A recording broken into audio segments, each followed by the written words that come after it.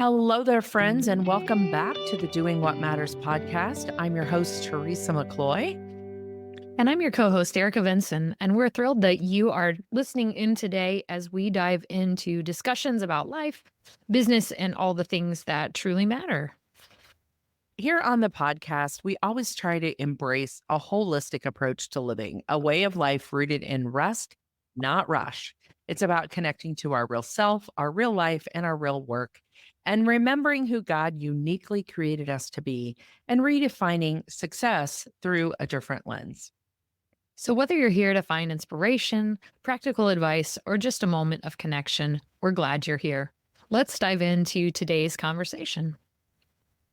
Well, Erica, today, as I was reading through our little intro there, and it says about connecting to our real self, real life, real work. Today, we're really going to be in that real self piece and talking about this idea of how did God uniquely design us? And in the work we do with our framework, the real life process, this four component framework we have of this rule of life, which really just means how do I want to manage my life? How do I want to spend my time?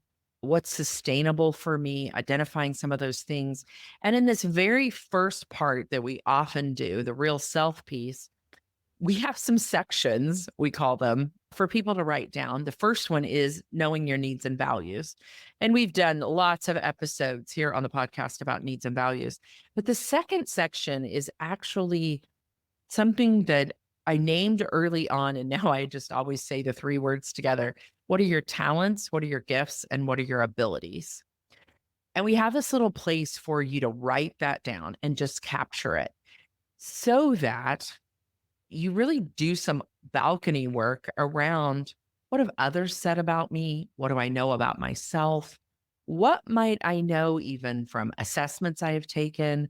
There's a season of life that many of us go through where we do lots of assessments, lots of self discovery, whether that's through our work environment that we're given something, or we work with a coach, we work with a consultant, a spiritual director, somebody that's speaking into our lives, and they said, let's take this assessment.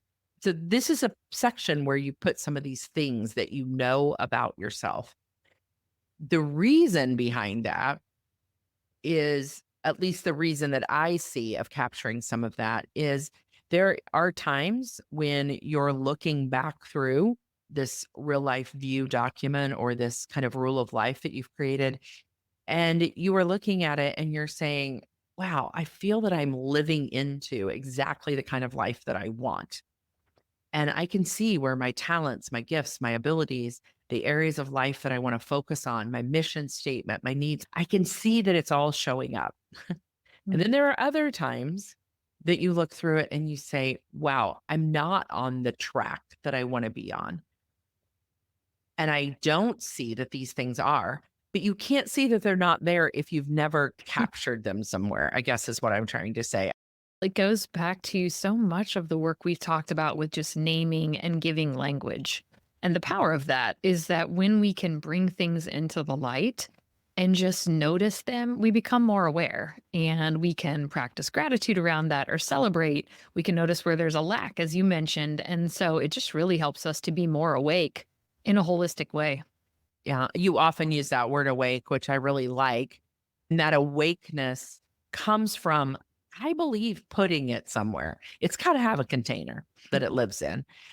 Now, that could be any number of things. The information that you capture can be pretty transformational if you use it in so many different ways. Use it as, is my life going the direction that God and I have discerned together? You can use it to pray over, meditate over, silence and solitude, all the practice stuff we talk about. There's just so many ways to say, even I'm going to transition. I want a career change. Where have where have I been talented, gifted? Where are my abilities? So that you just don't try to grab that out of thin air and go, oh, I think I'd be good at that. No, what have I been good at in the past? So we thought earlier this year, we actually walked through with our coaches.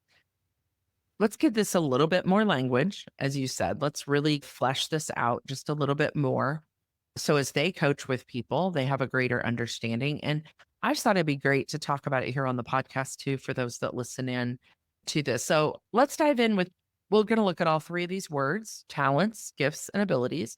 I have a question for you around each one. We'll give you some examples from our own lives, and I'll probably bring up some thoughts for you as well. But Erica, how do we define this word talent? In real life terms, we would define talents as natural inclinations or proficiencies that we're born with. And so it's often really looking back in our story at this early stage of life and noticing what in that area of life, what in that stage of life. One way I often talk about this is, what did others, maybe even your parents or those that were speaking into your life in that nurturing way, what did they notice about you? Right now, I'm walking in the season of being a Grammy, and my little guy is almost 2.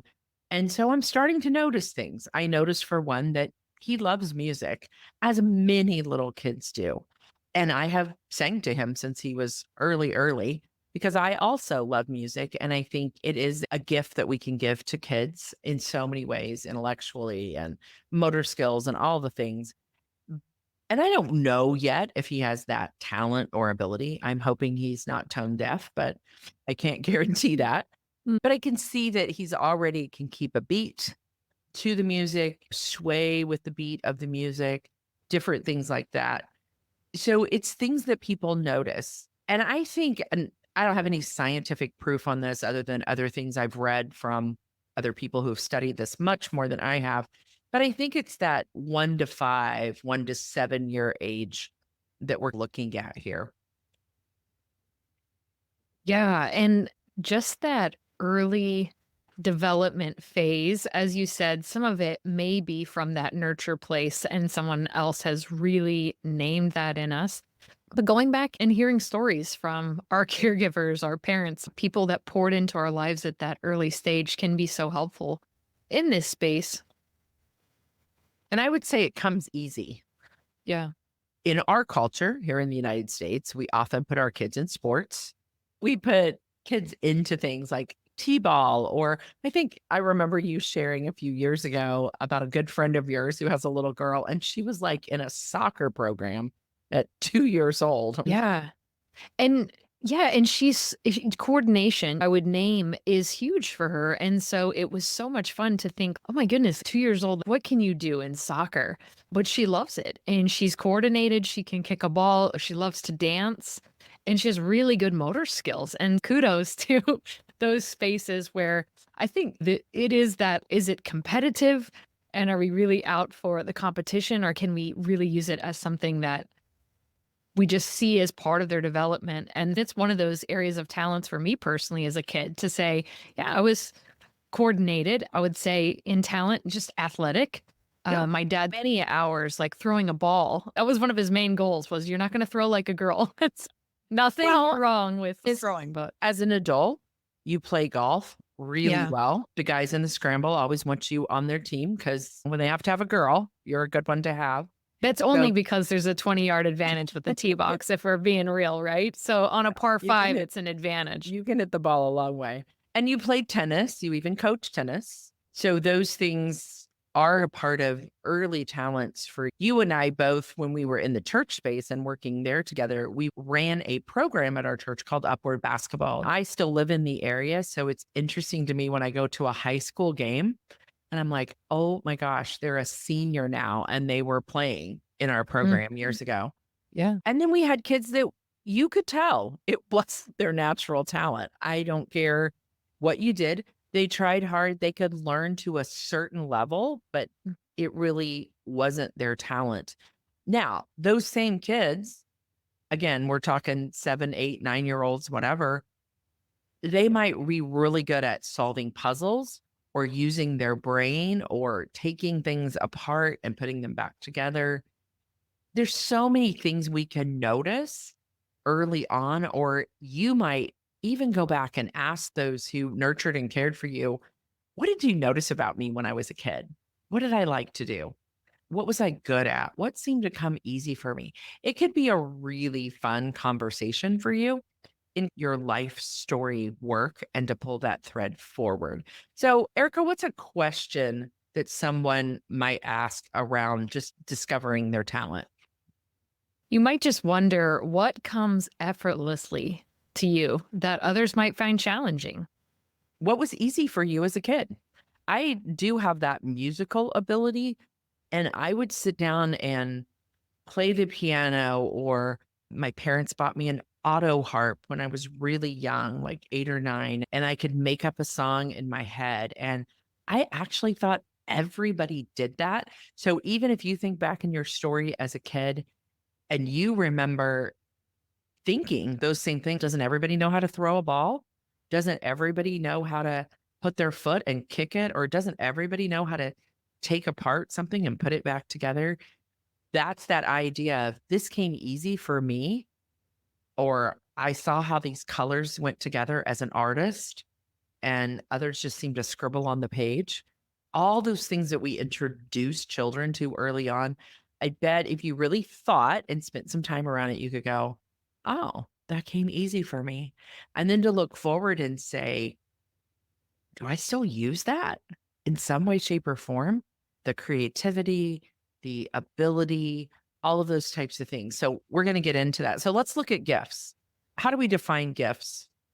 Yeah, real life definition of gifts, just unique abilities or qualities, often seen as divinely inspired or purpose driven, allowing someone to serve others meaningfully. So gifts actually can be a strange word when you think about it. And many people go to that spiritual place with the word gifts of I'm given spiritual gifts. And depending on your church background, you might say, when do those gifts come? All of that type of thing. But the reason I like this definition that we've come up with is gifts are just that. How do I open my hand and serve others with them? How do I take my talents many times and bring them out into the world and make it for the good of other people? Some examples of that might be I'm an encourager, or I have enough revenue through whatever work that I do that I can be very generous with my money. But there's another time of generosity that's with your time. Things like teaching. I know for you, that's one that you've really been able to rename again in your life and in your story as being a teacher. I think in giftedness, knowing that I've always had a heart to encourage and illuminate, draw forth in others. And teaching is something for me that always does that, whether it's working with kids, I had opportunities in ministry to work with adults, and now in coaching, which is another one of those areas that I would say just that it's been fun to see that cultivate in an area of giftedness. But just knowing that I really come alive when I'm equipping or empowering, teaching, coaching. And so it's been fun to pay attention to. And I think that's one of the things that you can notice as you're looking at this gifted area is where do you see yourself really come alive? Yeah, I would agree. I would just actually right before we started recording this podcast was over at our local coffee shop, and I'm a part of a local networking group, and one of the members wanted to start a book club.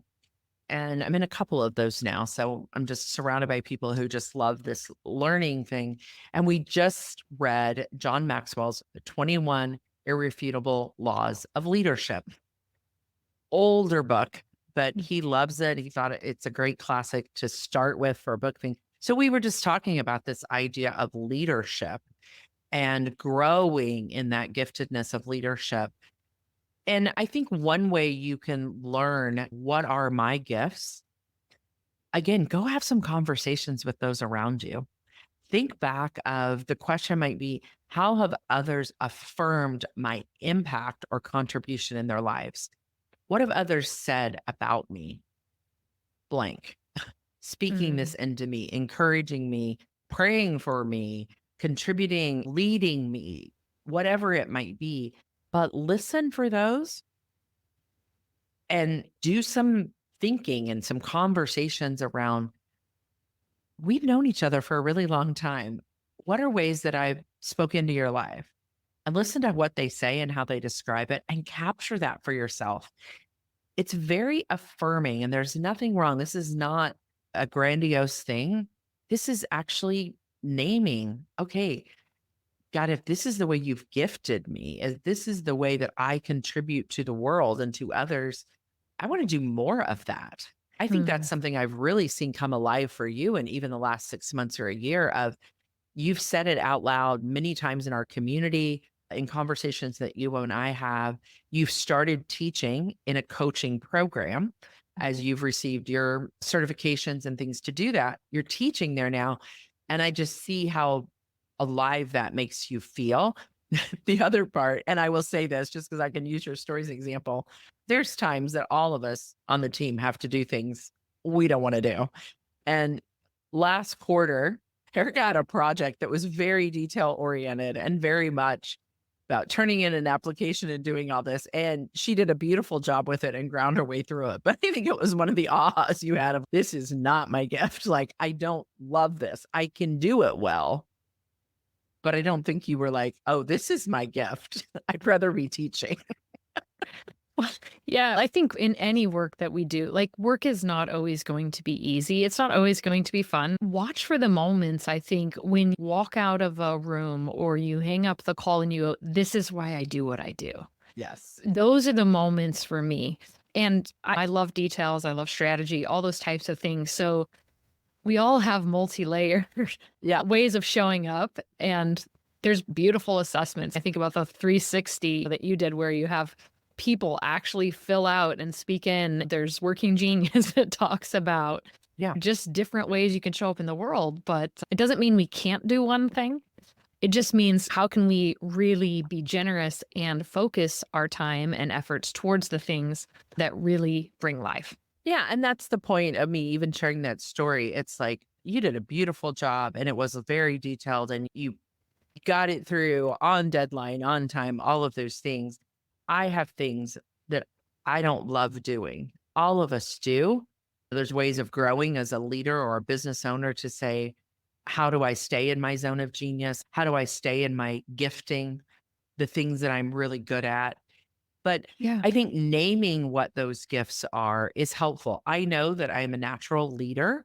I know that I am a teacher.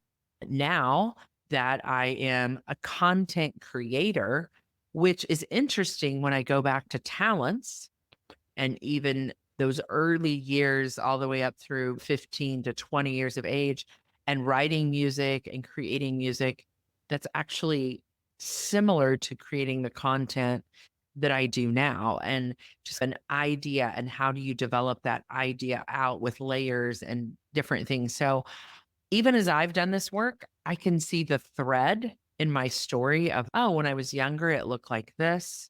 I loved arts and crafts when I was younger, which is very funny because I've gotten back into that even with my little grandson. Just this week, I saw a toy on social media that was from, I think it's Montessori has a brand of, oh, Yeah. these are learning toys. But it was a little fishing game that all it was a stick and magnets, and it wasn't cheap. It was wooden. And I'm like, I can make that. And I did. I just created it with the little fish on a piece of paper on Canva and cut them all out. And I was in my little glory with my scissors and my little magnets that I bought at Walmart and found a dowel rod. And Dale put a fishing line on the end of it. And we made this little game for our grandson for $1. And so it's interesting how you see things come in and out and weave in and out of your story, where is the first thing that popped into my head was how could I create that exact Yeah. same thing? So just listen to those threads, maybe have those conversations around how have others affirmed your impact or contribution in their lives. Let's move to the last one, which is abilities. And you can see we're building on the threads. What's our definition of abilities? Abilities are acquired skills, competencies that we have developed through learning, practice, and experience. Many times, what I see as I coach with people, maybe you see the same thing, is once they start talking about this real self piece, they go back and connect some to their even early childhoods. And we just pick up on it as we listen to story and listen to clients. And then I hear them mention some gifts. And then often I can see the thread. One thing we often see as we certify other coaches and help them build their businesses and give them our framework and content is somebody has told them, you were a good listener. Like you listen, I always come to you when, and so they've heard that gift of listening and they've thought, how could I develop that more? How could that be a skill or competency that I take to another level? Person that has a gift of compassion, we often see they end up in something in the medical field. They end up in something where they're taking care of other people. So it's taking those gifts and maybe even talents that you had younger to the next level. We see people who go on and use that ability into college years, into scholarships, into other things. You can see it develop and play on each other. And maybe they stay in the coaching of sports or becoming an athletic director or a trainer or those types of things. But you develop that ability to take it to the next level in competency and proficiency in formal training. So Yeah. That example of you're a good listener, whether it's really natural and a talent, whether it's a God given gift, however someone might just identify it, I think is one that we hear over and over. And I've heard recently from coaches in training that said, I was told I was a good listener. And what that really meant was that I was a good advice giver, that I was a good problem solver. And so then to really develop listening as an ability for them is a whole different level. And I would say it was for me personally as well in developing listening skills to listen without judgment, to be detached, to not be a fixer, but be someone who's companioning someone and pulling that forward. In coaching, it's a whole different way of cultivating that ability and being present with whether it's that gift or that talent. I love that you said that because I don't have the ability or the gift of listening. Even though I'm a coach and I've grown a successful coaching business, I knew that what I could do was help others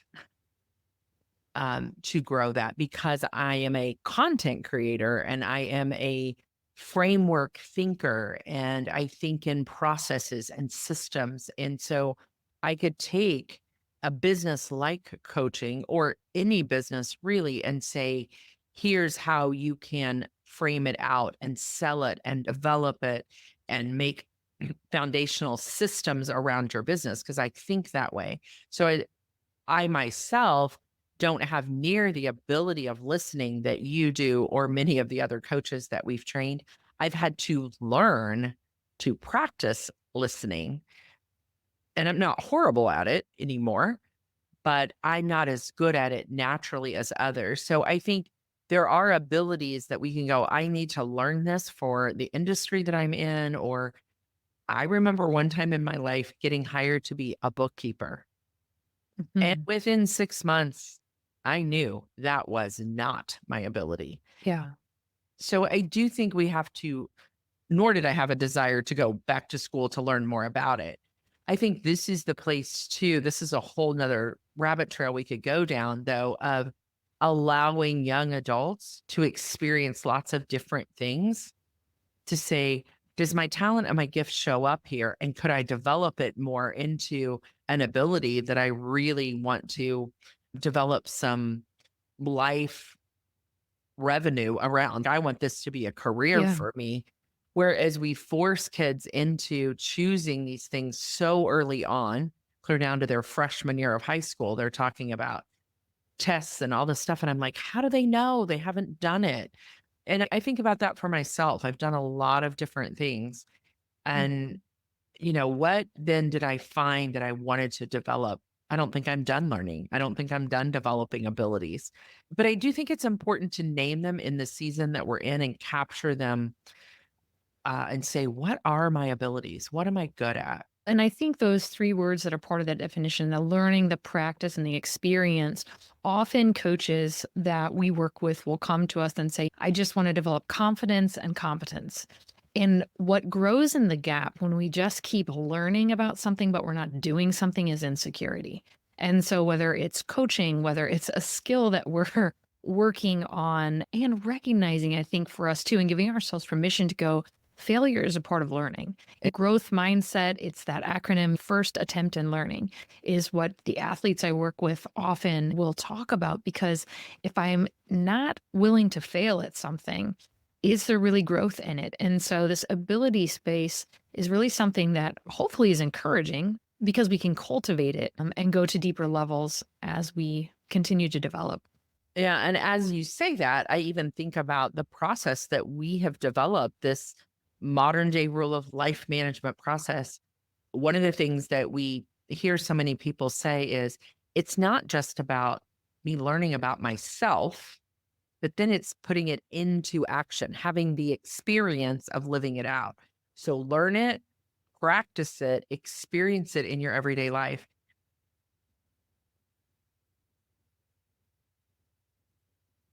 It's not just how many books can I read on the topic, how many things can I know about it, but I don't know why this pops into my head, but I remember when my son-in-law decided that he wanted a saltwater fish tank. And he is one of those people that if decides he wants to be interested in something, he's going to read everything there is about it and whatever. He could read about having that all day long and learn all about all the different fish and the coral and whatever. But he's not that way. He always jumps in and goes and buys whatever he's gonna do and experiences it and learns Mhm. about it. He doesn't have it anymore. He kinda learned that. He decided they also have a 2-year-old, so, I'm out of the fish tank business, but it's like I wanted to learn it, but then I needed to practice it and have the experience, and actually through the experience of learning how much care it took Mm, to have that hobby, he realized, this is not a season of life that I want to have that. So it's interesting that we figure that out in our hobbies and in our experiences that way. But we sometimes forget, even in our careers, that it's okay to go, I learned that, I practiced that, I experienced it. Even as you and I coach, we see a lot mhm. of people, a lot of coaches coach around transition Yeah. because people come to a place where, but wait, people told me I was good at this. And I went to school for 8 years to do this.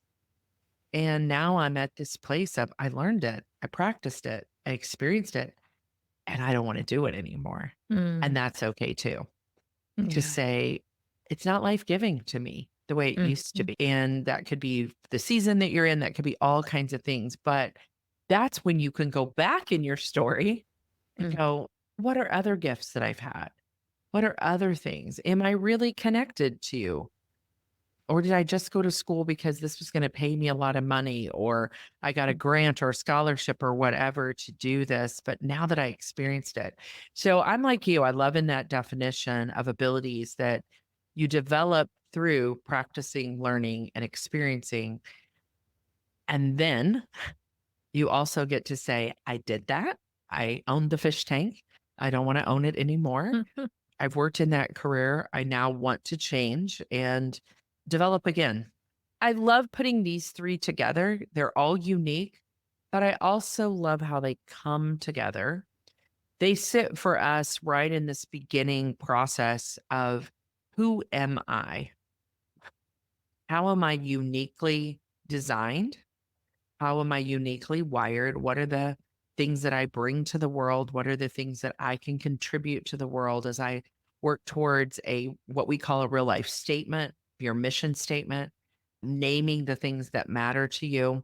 So it's a little thing, talents, gifts, and abilities. We could skip it, but I think the value of really pulling those threads in our story can be super helpful. So how about you, Erica? Any other thoughts as we kind of wrap up today around talents, gifts, and abilities? I think that these 3 areas that we're invited to pay attention to on a bigger scale can really start, and we can keep having conversation around this of how does this tie to our needs and values?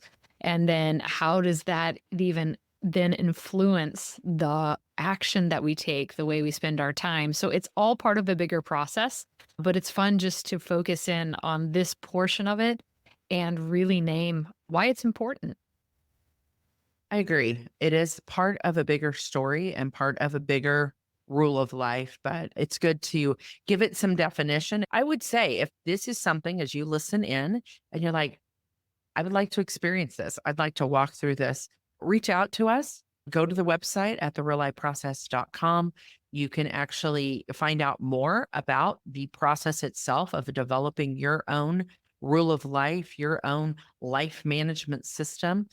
You can click on the page that shows all of our coaches that would work with you through this process and could help you discover your talents, gifts, and abilities and some other things about yourself. And they'd be more than happy. We've got a wide variety, including Erica and myself and others that are there and are certified to use our framework and our process and the work that they do. And we are always thrilled to recommend them. As you're walking through your day today or your days in the weeks to come, just maybe you'll pull this back out and think, oh, that's a gift that I had. I noticed that in this moment that I'm drawn to that, or I'm drawn to that's an ability that I've really spent some time learning and putting into my life. And just what a blessing that is. So look for those moments, friend. We remind you that every ordinary day has an extraordinary moment. You just have to look for them. And we'll be back next week with more from the Doing What Matters podcast. Have a great week, everyone.